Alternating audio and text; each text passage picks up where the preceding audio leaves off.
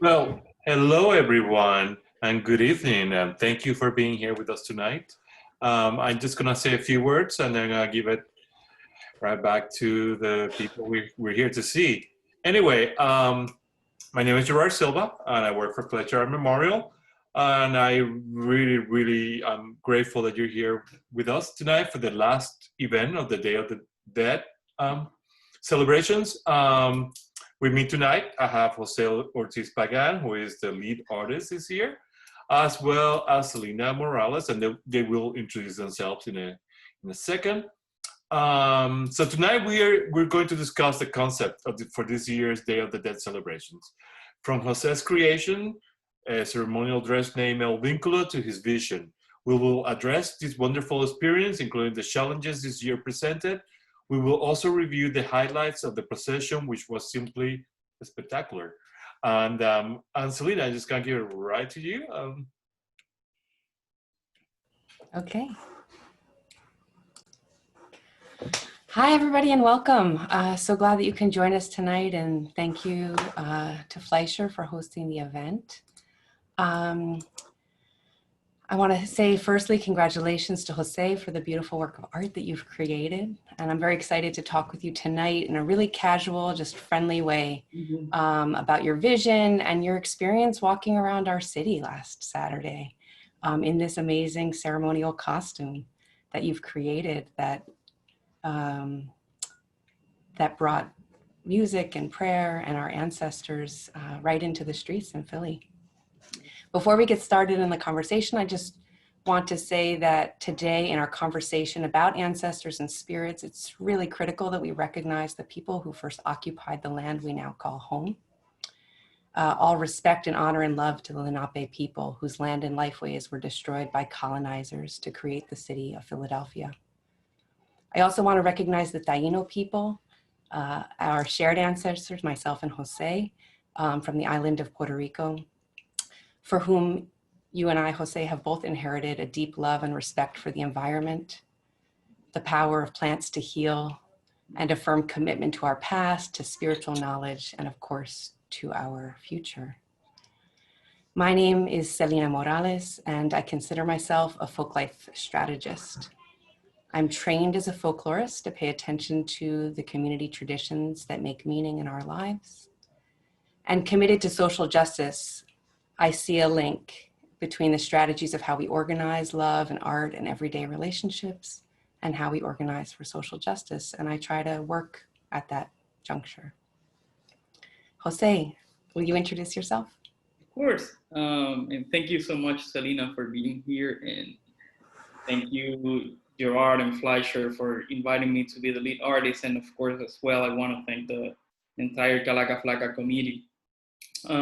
As Selina and Gerard say, my full name is José Ortiz-Pagán. I am the son of José Ortiz and Sonia Pagán, and I think for me that is really important because it's the word that allowed me to be here present with you today. In the past couple of years, I've been working as a cultural organizer. Also, I've been, developing myself as a curator, but mainly I've been working as an artist. That have been trained as a printmaker, and I usually and always like to say that because the importance of that is the way that it shaped the way that I'm thinking about these projects, right? For me, how I've been developing work, it grows around ideas of democracy, ideas of access, and also a big sense of community. And I think most of them, came from that training and that perspective of sharing space, and ideas behind communality. So that's me, and yeah, super excited about talking to you, Selina, tonight, and also Gerard and the audience. Hey, you mentioned the Calaca Flaca, and I was wondering, can you tell us a little bit about that group and kind of what you've been up to with them for the last couple of years? Yeah, first of all, I want to, shout out to many of the members that are present. I see Mauricio here, who actually I have to say has been integral to me being able to develop this project. So thank you here. The Calaca Flaca I will go a little bit back to the beginning of the Dia de los Muertos at Fleisher. At that time, actually, I was working as a exhibitions manager, and part of the ideas behind developing the programming had to do with, you know, extending a collaboration with the local and surrounding Latino community. I think that was really integral. We recognized if we wanted to develop anything that was relevant to the surrounding neighborhood. So as part of that process, you know, I started asking questions. You know, I had some experience regarding Dia de los Muertos. Some of it actually came from that artistic training, right? A lot of what happened in the Puerto Rican art scene had to do with a lot of influence from Mexico, mainly from the Taller de Gráfica Popular, who was a really big communal print shop back in the 50s. So based on that, you know, very little knowledge that I had at the time, I gave myself the assignment to start meeting folks in the community. At that time, together with Magda Martinez, you know, I started meeting people like Carlos Pascual, who works nowadays at Puentes, and Juan Carlos Romero, who at the time used to own the Taquitos de Puebla that now is called Philly Tacos. You know, a couple of years down the road, I asked the question 2 months into the position, and this happened for the first time, you know, in that November in 2012. And it kept growing, right? Not only the interest of the audience and the public, but also how this group wanted to craft and develop this celebration. I think it was the third year that things were starting to look a little bit more serious. So we kind of did like an informal baptism of the group, right? And we just started playing with words, and that's when the Calaca Flaca came to exist and to what it is now. And, you know, it is such a powerful group of people, activists, you know, people that are really present in the Southeast Philadelphia life and beyond that as well. So I'm really proud to have been part of that, and still, you know, to be invited as the artist this year as well. So hi to los calaqueros that are around. Hi, everyone. Welcome. So Gerard, can you throw up some photos from last Saturday's Camino? We'd love to take a look at what happened. Hopefully some of you were able to join through the Facebook Live link. Philly Cam also recorded it, so you'll have a chance hopefully to see it through their programming. But if you haven't yet, you should check out these stunning photos. Ooh. Can you make that a full screen view?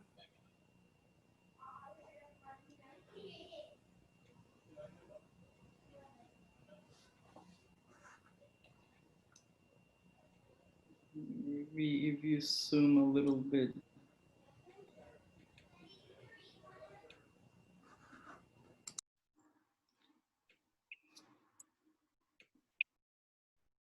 Apologize, it's not letting me.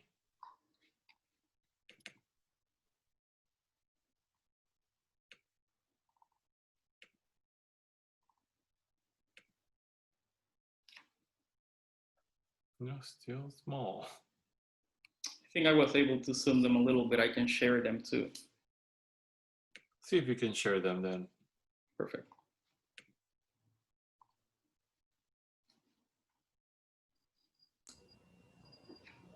I think that's a little better. Yeah, that's better. Okay. Sure. Jose, as you scroll through them, can you just tell us a little bit about what we're looking at? Sure. So, I mean, to me, this walk, you know, and the whole process behind it has been really, really important, really impactful, and to me also has, you know, has been the beginning of many things in my process as an artist. I mean, this photo here is part of what happened on Saturday. At this point, we were walking through the Italian market, Italian-Mexican market, how I like to call it, and which in the process of walking, right, and passing through many things, I think part of the idea with this project was that not only we were, as an act of caring, we were trying not to gather people, but at the same time, this year has been, you know, extremely painful collectively. So for me as an artist and for the Calaca as well, there had to be this sense that the ofrenda had to spread out to the city. It couldn't no longer be something that was going to be hosted at just one place. It had to be something that people were able to access from many other places. People had to have another sense of how they wanted to control a narrative around loss and around honoring the people that were not here. And, you know, I say that because to me it was really important to walk through these places. You know, as we were discussing these routes, you know, we were thinking not only about places that we were setting up the altars of the collaborators and the other altaristas, but also there was a very specific, you know, symbology around the places that we wanted to walk around. You know, to me personally, 9th Street has an extreme importance because, you know, it's the hub of social interaction and social patterns when it has to come to the Latinx community and the Mexican community. But, you know, it even brings me back to how this all started, right? The first year that we created an ofrenda, Juan Carlos was still holding his own ofrenda on 9th Street, right? So to me, walking again, these steps, you know, added to many things, right? Added to time itself, right? To me, I was walking through time. I was walking through all of these experiences that we had together. And at the same time, you know, hopefully, you know, I was allowing people to think about loss, think about honor in their own terms, in different terms. The procession, as many of you know, started at Fleisher and kind of did a whole circle around Southeast Philadelphia, and also included a part of North Philadelphia as well that was pre-recorded, but also that also was walked. And you know, it was incredible because there's something around this. How do you imagine this? How do you imagine you're going to walk versus what actually happens while you are inside this costume and while you're walking and seeing people interacting with you in many ways? I mean, I still remember, and I actually have some photos that I can share about the part of the walk in North Philadelphia. And they were extremely significant in the way that I was in. So, let me go back to this image. And this is actually a perfect photo of what I'm talking about. As I was walking, you know, in North Philadelphia, which was the first time that I was able to test the suit, but also feel something, you know, close to what I imagined, which I have to say was completely different.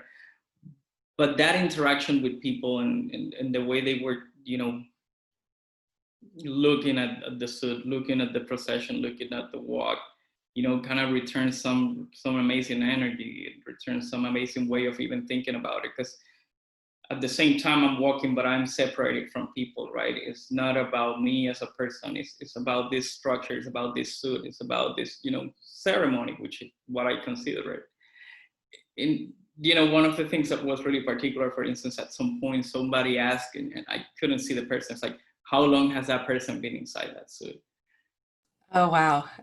Yeah, which is something that I still go back to. Is like they really did something that I wasn't expecting. It was like, why did that person ask that, right? Like, what is it about that heaviness that was really impactful for me and for the way I was walking? So, well, that's really beautiful. One thing I've been thinking about as I looked at these pictures and as we talked earlier, and you should continue to click through, is just how much space it took up. Like, actually, this suit wasn't that big.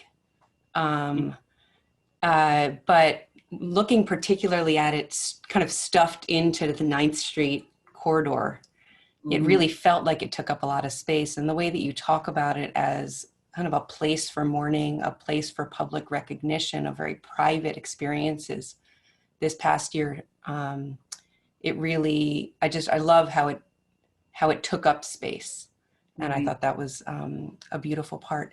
I also wanted to just tell folks that are listening in, if you have questions for Jose and I as we're talking through, feel free to throw them in the chat and we'll stop every once in a while Ashra, and check in. I do have one question that I've been dying to ask you, Jose, how much can you see through that inside of the El Vínculo? You can see, I think it was, we were trying to find, like, when I actually went out, Mauricio also went with me, I needed like a second opinion, because this is also, a new realm of work that I'm entering, and a new, practice for me. And, I was lucky enough, I have to say, that the fabric was transparent enough, which I was expecting, but not as much as it is right now. So when you go in, you have a good idea of where you are standing. Sometimes it's a little bit difficult to look right in front of you, but there's a good sense. I think that the most difficult part are definitely the arms. It's kind of hard to sometimes measure them, but other than that, I even have to say it gave me like a privileged view of what was going on, because I was able to look at people's reaction, but not the other way around. And I think there was something really important to me about that, about listening to people, about seeing people without them seeing me.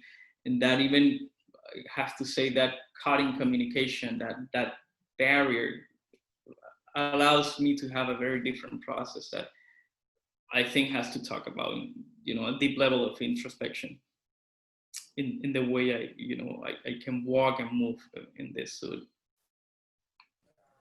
Can we talk a little bit about the construction of the suit? So there were 4 sides, right?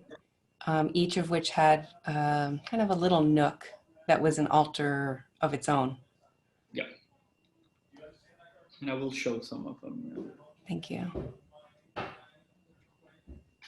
This is part of the construction of it, so people have an idea also of size compared to what the suit is. The construction, I think, I forgot how many sketches I made of this and how many materials I was considering at the time of making this. I definitely was sure that I wanted to use, the medium of paper mache, not only for the fact that it's something light, but I think it had to do something with the fact that I was walking right in this solitary procession related to the Dia de los Muertos. There is something about the tradition itself and the presence of paper mache in that context that to me was really important, and I think added another layer of significance to the suit and to the project itself. Especially, I think, me being someone from the Caribbean, right, a Puerto Rican, trying to approach this holiday that I didn't grow up with, but that I have, been able to grow in it in different ways as someone that is a migrant, as someone that lives in a city that is mixed and diverse, right? I think it allowed me to get close to that in terms of concept, but in terms of practicality, right? It brings this really lightweight material that I can play with in so many different ways. And you can see, when we're looking at these nooks, and have a better idea of what I'm talking about. Beyond that, I was trying to build something that also seemed like it had its own life. So there's a lot of mechanics inside of it. This is a wooden frame that is actually attached to a line drumming vest. So that is made out of steel. So, it's a little bit heavy, but I needed something actually that could be reliable if I wanted to move. And beyond that, a lot of it is made out of fabric. I utilize dress boning, which is something that I wasn't considering at all at using, but at some point my partner, brings that up, and I was like, I don't think that's going to work, but let's see. This is such a good decision. It allows the suit actually to hold that shape that it has, even when you're attaching things to it. And that's, and it placed me, that construction placed me in a really uncomfortable place, and allowed me to be challenged in ways that I wasn't thinking. But I think, to me, even those challenges, kind of became part of that ceremonial aspect of the suit. And as I was growing, I was giving up ideas of my own to even welcome ideas of others that they had, because, these solutions, didn't live in me, right? They had to be shared, talked about, and that's, in that way it came together to be what it was. And I'm really grateful that it happened that way, even though we are in a pandemic that has, distanced each other so much.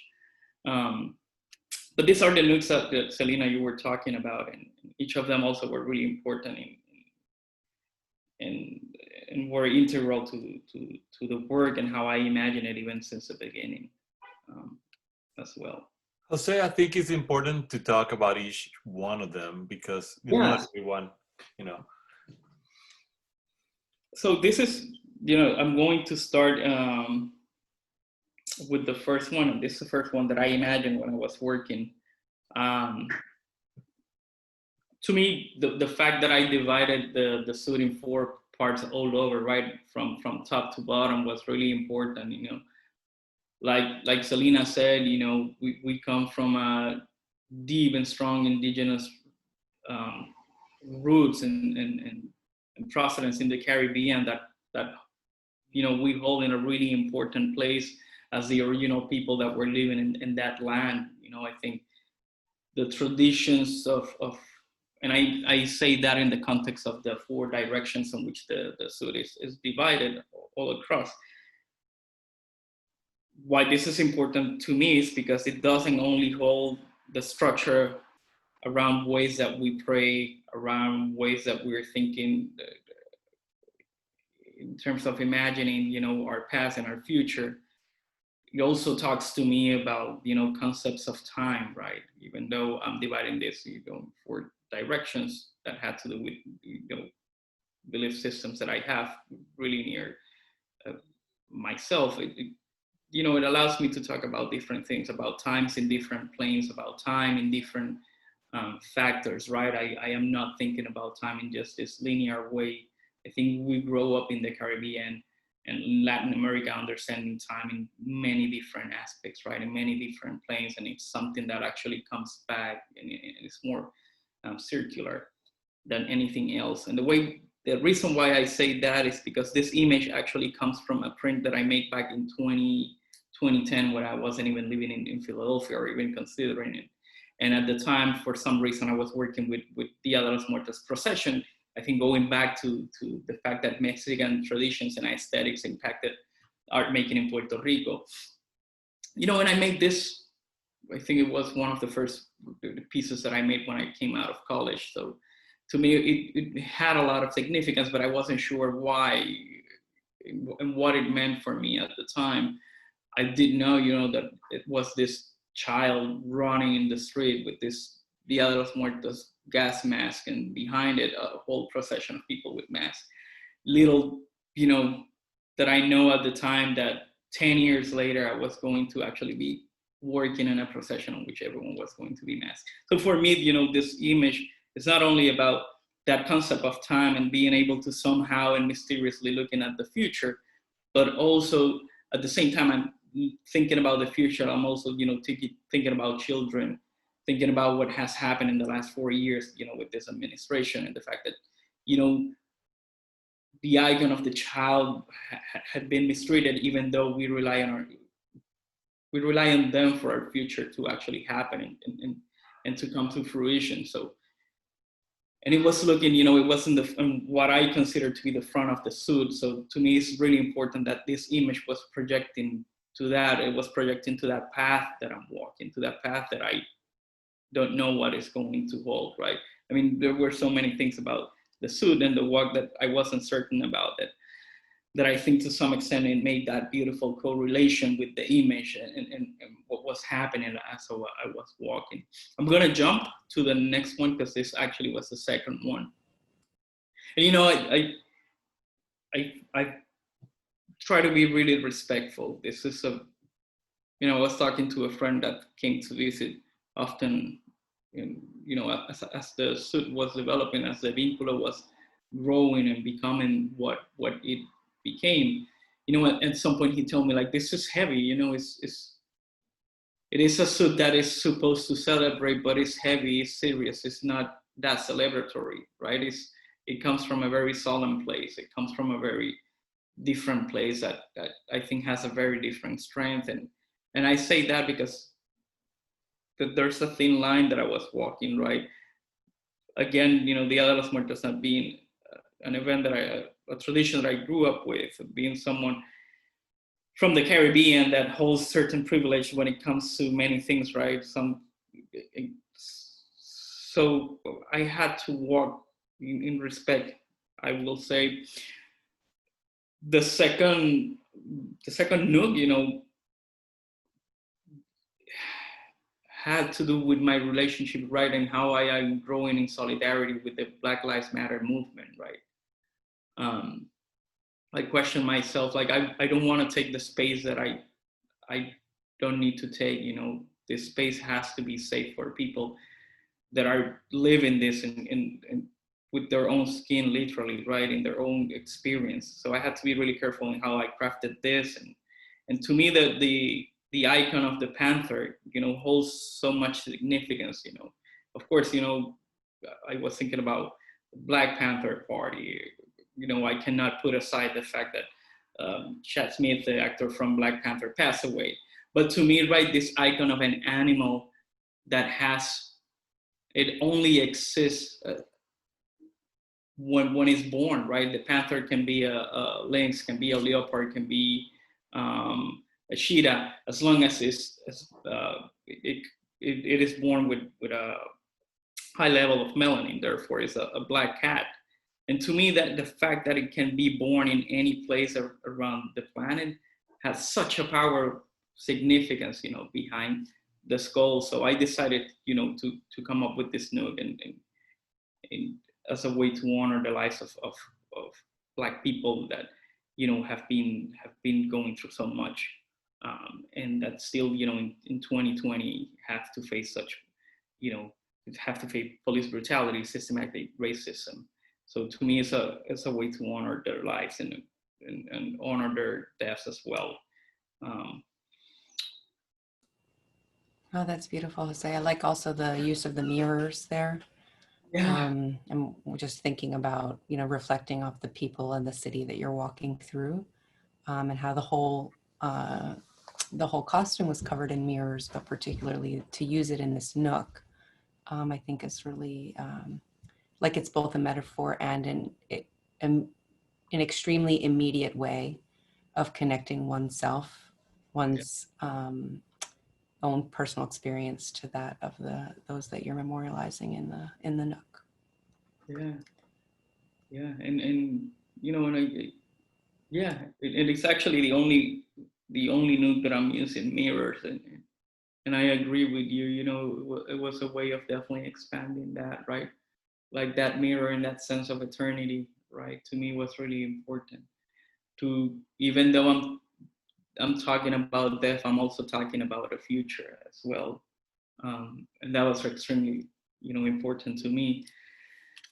This third note, which was the one pointing south, if you want to align the front of the suit with the north and so forth, it had to do with a story that was shared to me by a really close, good friend and amazing journalist, Ariel Goodman.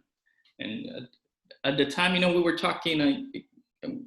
While I'm developing these ideas, I'm talking to my partner, talking to many friends, and exchanging ideas, thinking about things. And at that point, this was closer to the beginning of the pandemic, and she had told me about this story of a Dominican man that had been in the Elmhurst hospital in Queens, and she had been following him for a while and his family, and at some point, he because he contracted COVID-19 and he was at the hospital, and we all know how hectic and crazy it was.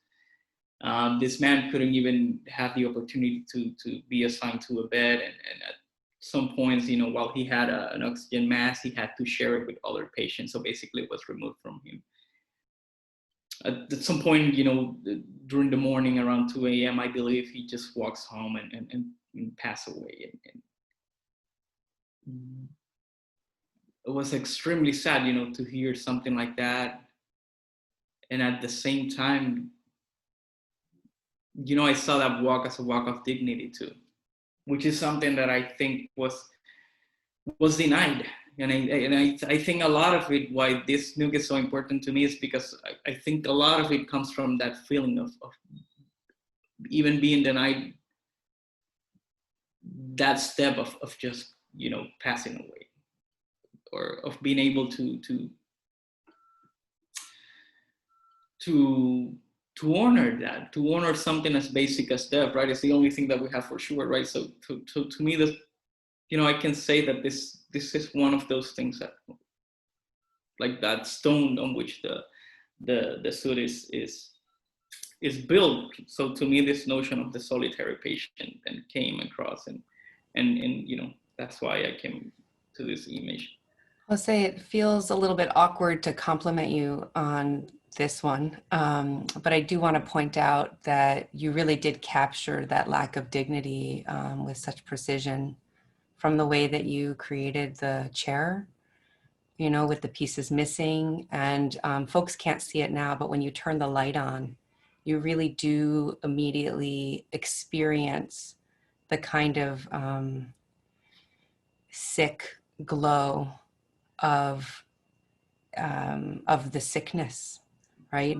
Because it really comes across as a fluorescent light, with the way that it connects with the green and the you know, linoleum floor there. It's a very, very chilling image, and I think exactly that it is the opposite of dignity, and I just appreciate that you just used that word, because I found this one so chilling when I first saw it, and appreciate that you decided to hold on to this story and bring it forward through the costume. Thank you. Oh, thank you. It reminds me, a couple of years ago, you know, I was collaborating with Diane Calo, and she created this entire exhibitions around the disappearances of women in Ciudad Juarez, right? And she painted over like 200 or 300 victims of feminicide, you know. And at some point we were talking, you know, we talked a lot, and she told me, like, you know what, to me it was so important to honor these people that otherwise wouldn't be honored, and to give them at least that, you know. And I think when I was creating this one, I definitely went to that place of just, you know, trying to give this person, the person that went through similar experiences, a sense of closure. And yeah, and to me, right, even walking, the fact that he walked out, he was like this, I don't deserve this, even if it cost me my life, right? Like that, you know, those were the places also that I was going when I was walking. I'm gonna show you show everyone the last one. It's not the best image, just. I also want to say that I think you have a question, Gabriel. Do you want to unmute yourself and ask the question? Yeah, hi. Hello.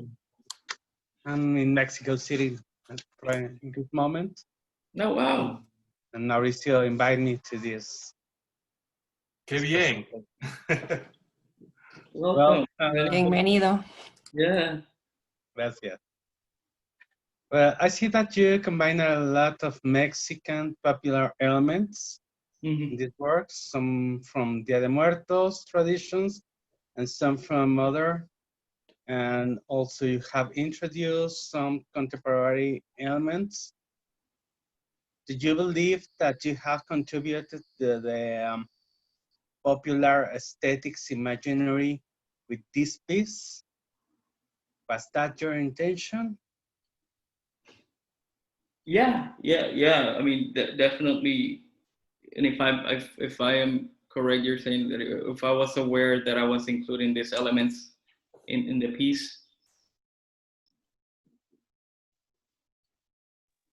Okay, but do you think that this piece with all these elements combined is a new proposal in the popular aesthetics?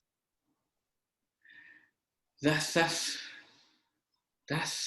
a good question. I was definitely aware of you know, things that I was taking and things that were coming into it. I mean, definitely like the nudes, right? And And the suit itself, at some point, I think I was talking to someone, it's a negotiation, right? You know, I'm working with this group of people that I've been part of, like Calaca Flaca, right? That are Mexican, and that, you know, I've come to grow and understand many things in that process. And to me, yeah, I was definitely taking on such traditions and aesthetics as a way to also negotiate, right, this space, because it's not a typical ofrenda, right?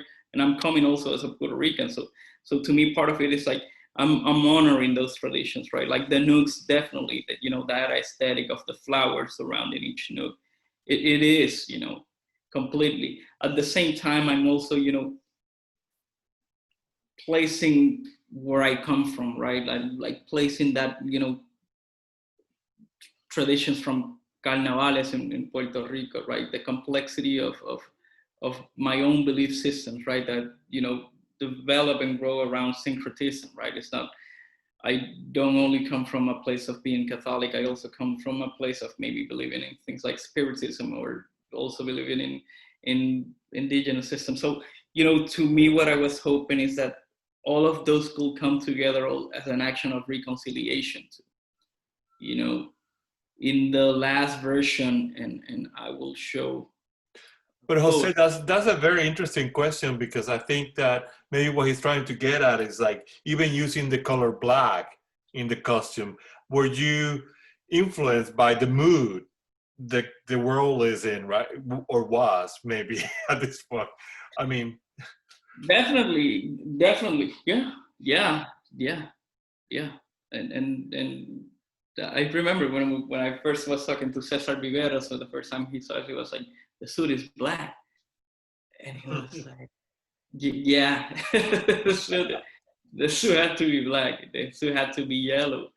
I mean, to me, this, this is very basic in this choice to actually use these colors is because these are colors that I've utilized in my work in the past. And they had to do white with a sense of precaution, right? The intention of selecting black and yellow actually were intentional. They had to do with that sense of, let's be careful. We're walking, we're doing this, but also watch out. You know, and at the time this was being developed, you know, there was so much uncertainty in the world about what was going to happen in the months to come. So yes, so I do agree, it is a statement in terms of also how do we talk about popular art, especially also in the context of contemporary art, right? I think there is definitely I see it as a political movement, right? I see it as a statement. I do see the suit as a statement in that context, right? And how political it is, the way that we divide art forms and how people approach them. Yeah. I don't know if that answers your question. I see this suit as such a crossroads for you of so many different parts of your identity and your art practice, like you were just saying, the colors, but also, you know, who you are, where you come from. And I think if you were to focus on the final nook now too, to be able to talk about the environment as something that you wanted to lift up in a conversation about ancestors, but also about our future. Yeah, it shows this crossroads even more. Yeah, and actually that's I purposely chose this nook to be the last one and this little ofrenda. It took me a while to think about it. You know, I had it in the back of my brain. The fires in California were still happening, I think, when I finished this one, but I didn't want it to be really obvious about it, because I think what I was trying to say was a little bit larger. But being the last place in this timeline, right, that the suit is, And again, talking about this sense of warning, to me, you know, I was talking about the fires of in California, the fires in the Amazon, but also this urgency to talk and start working towards, you know, remediating all of what we have done to the planet, but also, you know, use it as a platform to talk about climate change, which to me is one of those topics that are, you know, coming to the center of every conversation now more than ever, right? And I think will you scroll the photo over just a little bit so we can see? Yeah, there we go. I just noticed the shoes hanging in the Yes. back, and in your suit as well. Or, there you go. I think that's a little bit more center. Yeah, good. And I apologize for the resolution of the photo, but, you know, to describe it a little bit more, is basically a charred landscape. And there it has a light, as a matter of fact. So the fire actually looks like it's something that is burning as we're talking. So it's a bunch of dead matter. I actually utilize like actual dead flowers and painted over them. So it's this very apocalyptical landscape, you know, and to me it was of extreme importance to leave the conversation there, right? Or maybe to leave it there to be continued, right? And think about, you know, think about how do we carry that in the future, right? Because again, I said, as we are talking about death, I also see it as a way of understanding the importance of life itself.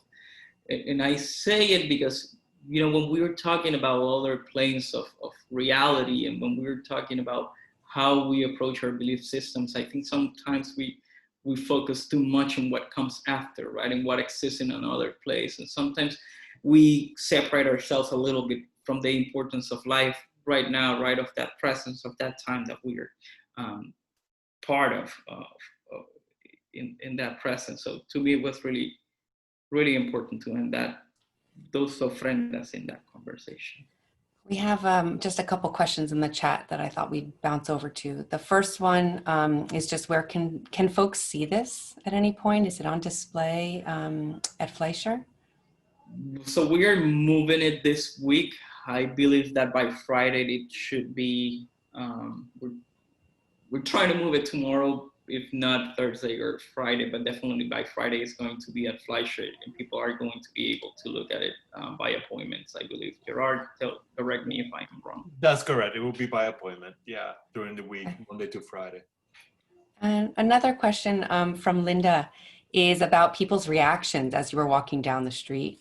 Can you, and I do want to talk a little bit just about the procession itself, but can you just describe how people reacted to you in the different neighborhoods when you walked through?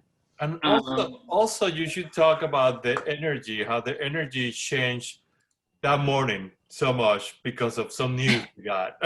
Right. Yeah. So, I mean, this was supposed to happen last Sunday, as you all know, and November 1st, and of course, you know, we had the storm coming from the south, so we had to postpone it, and there was a collective sense that was the best thing that could have happened. I mean, Saturday, we all know how historically everything changed. You know, it started feeling like also we were really like putting something behind ourselves, beyond the procession and beyond our ancestors, right? And celebrating with them. We were also putting this thing away. So instead of feeling like that the solitary procession it was supposed to be, you know, it felt like we were just another component to the entire celebration that the city was going through, the nation, and I believe that the planet entirely, right? So it felt like we were just adding another layer to that celebration, adding another layer to a sense of introspection of what had happened. The procession and how it feels, there are two things, right? I think how I feel about it going in the suit, which I think I spoke earlier about, and in terms of people's reaction, it, you know, plethora of reactions and feelings. I mean, when we were in North Philadelphia during the first shoot, there were people that just stopped and kept recording, but they wouldn't move. They wouldn't move. I remember this lady that stood there probably for like half an hour. She didn't move. She just kept staring at it. And that was on American Street. That to me actually was really important, to be walking on that street, and I'll talk later about that. That's when that comment of, you know, how long he has been inside, or that person has been inside, came, and that was really impactful. People were stopping, and they didn't know what to make of it. They got it right. This is something that is definitely paying homage to our dead people. But why, I think, was the thing that people were trying to deal with. You know, why will someone do this in this manner? But that emotion that people were sharing with us, I think is what ultimately also allowed me to continue, because it is heavy, right? In South Philadelphia on Saturday, you know, people were just celebrating. I mean, it was like the news of the election had come out. So people were just, you know, applauding every time we were walking around the corner from one place to the other. It was like you know, they I remember at some point somebody said like, "What is this? Oh my God!" Somebody, I think it was it's water in like probably 7th Street. So it's like, "Oh my God, what is this?" You know, and these reactions are surprise, which, you know, is something that I truly value, because part of what I try to do in my work, you know, is try to utilize imagination as a tool for change, right? And to me, the fact that I was able to surprise someone in a way that they were not expecting, I think adds to that capacity of imagining. And if anything, I think that is one of the things that I take with me as a beautiful treasure as I was walking. Not to mention the fact that I was visiting the altars, which I have to thank each altarista, and I would like to say their names, you know, Omar Buenaventura, Nikki, Wui, who made the first altar. And I was, you know, able to walk and open the path with flowers that I was throwing from inside the suit, while, you know, the group of Aztec dancing Anahuac was performing and doing their ceremony. I think that was a very different sense, because we were at Fleisher's parking lot, and it kind of feel like it was the group of people that have been working in this in a very intimate space. You know, Nikki and Omar were feeding people, but also honoring, you know, their relatives in the Philippines as well as in Philadelphia. The creation of the altar is extremely beautiful. And from there, you know, I was able to go down 4th Street, which has been a long-standing African-American community. And, you know, seeing how they were opening space and their look in their face was surprised, but also it was a very solemn look from most people on 4th Street. And that was something that felt really beautiful. I was walking down, and right there on Washington Avenue, we came across Yvonne Pinto's altar, which I don't have the words.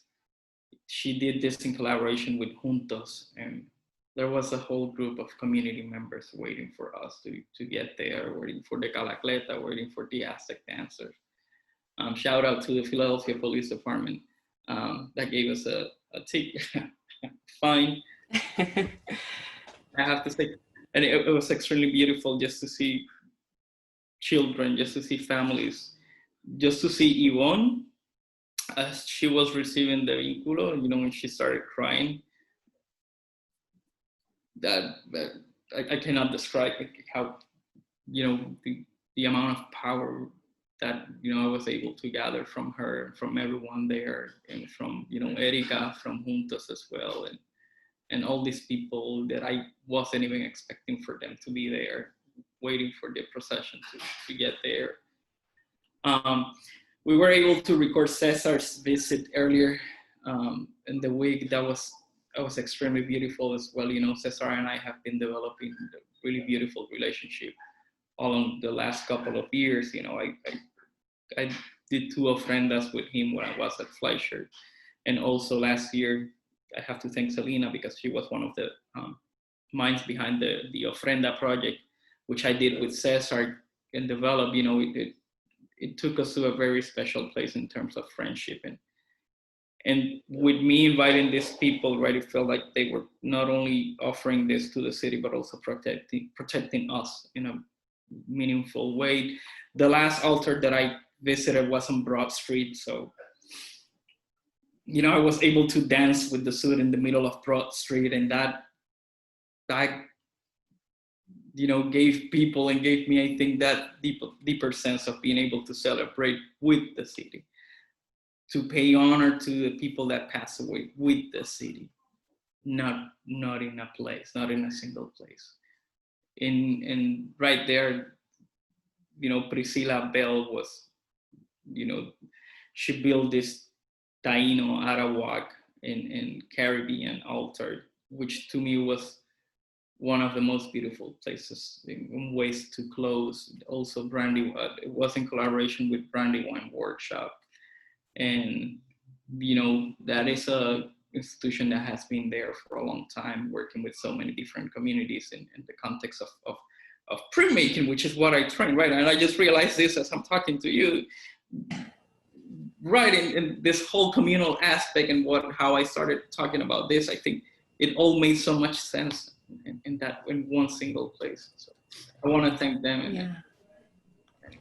So Jose, our hour is speeding along quickly here, and you know, you just left us in a really amazing place where you're standing on Broad Street, dancing in front of a altar made in collaboration with Brandywine, honoring Taino heritage.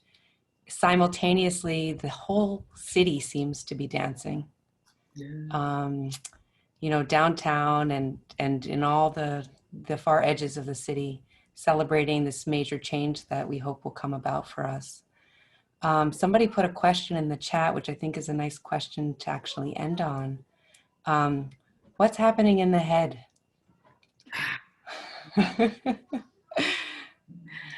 We can see that in the back of the costume's head, there is some space for another nook. And I would love it if you could describe what's in that nook. And also, can you tell us a little bit about the name? Yeah. Thank you.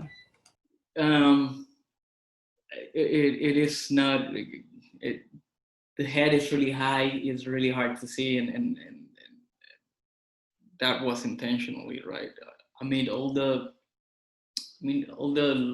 loss and the sense of loss that you can see throughout the entire suit and I'm going to put it this way because I want people to be curious and go and look at it.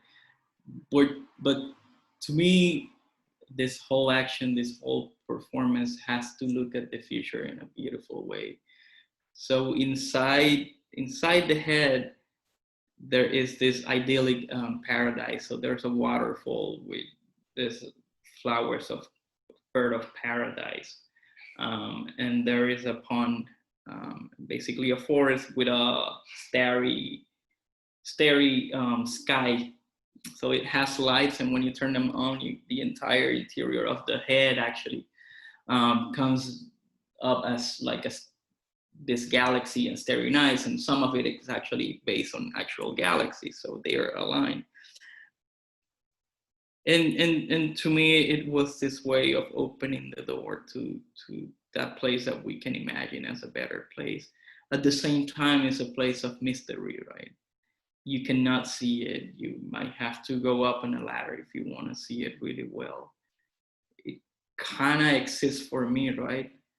It might not exist for everyone, but I did that on purpose because I think that it is really important to carry with ourselves that sense of mystery, and that sense of things not being all definitive, right? Things at the end of the day have to be in a cycle that is open-ended, and to me that is extremely important as we come out of this year and as we continue to walk forward. I'm gonna leave it there. In terms of the vínculo, I like to play games when I'm creating work. You know, that mystery of that idyllic paradise that is happening in the head is part of that, right? There's always like layers and layers of information that might not always be available, but that exist there. And part of it, you know, I like to do these meditations and try to see what comes through. And at the time I was struggling with putting a name to this suit. And the word vínculo came up like as I was drawing something. I was like, vínculo? I was like, that's a weird name. And as I kept going, it made more and more and more and more sense, right? Vínculo translates to something that you're linked to. And that's what the suit is, right? Is that vínculo, is that relation we have with the world, that relationship we have with ancestors, that relationship we have with family, and with everything that's around us, right? And talking to Leticia, that is one of the members of La Calaca Flaca, you know, we were talking about it, and I talked with Leticia, and as a matter of fact, Leticia was walking with me along the way, smudging everything and cleaning all the air as I was walking, and this happened because we have that special relationship, and I asked her to do that. And she told me, like, the vínculo is the name, that's it, you know, and it makes sense, and that's how it's going to be called. One last thing, I want to just to give credit to the photographers, John Solar and Gustavo Garcia. Thank also Gerard Silva for all the amazing work, and you, Selina. But that's where I leave it.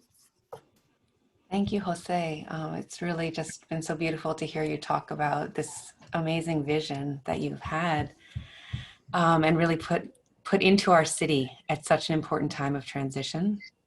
And if folks want to take a look, Gerard just put into the chat, you can follow this. Where is it? I lost the chat, but it's in there somewhere. The Instagram account. Here we go. There it is. We have from Korea, even here. Say hi to my friend Young Bing. Hey, Young Bing. Hey, how are you? Good, thanks for being here. It was a great talk. And I have to say, I just saw your work online, and I immediately found that this work is so powerful. The visual itself is so like daunting, and at the same time, it's celebratory. And it looks like a moving altar. It is kind of living this site of memorials. It's very relevant how it really strongly evokes a very like fierce sense of death, because this year is somehow dotted with these casualties, violence, and death. And something being celebratory is, it's kind of controversial in a way, you know. You pay tribute, homage to, you know, those who, you know, passed away, but also at the same time, it brings such an attention and presents a sense of caution, because it behaves in a way that is larger than life itself. It could be imposing, and I believe when someone like, because it has this kind of imposing, you know, dimensions. So you kind of really displayed this complexity of this turmoils and this memory aspects of your work in a very like arresting way, I have to say. It's a very arresting So I want to congratulate on your work and your great achievement. I'm always looking at your work, and it's great to see you.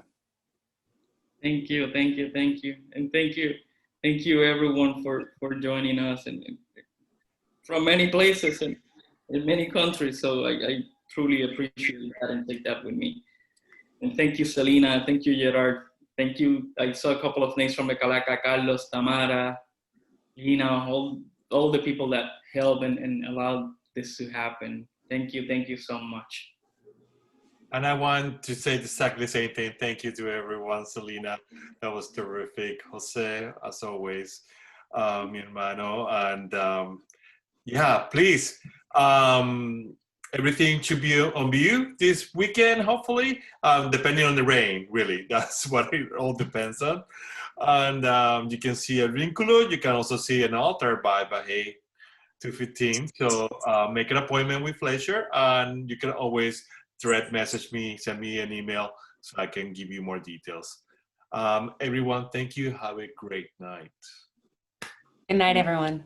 Bye-bye. Bye.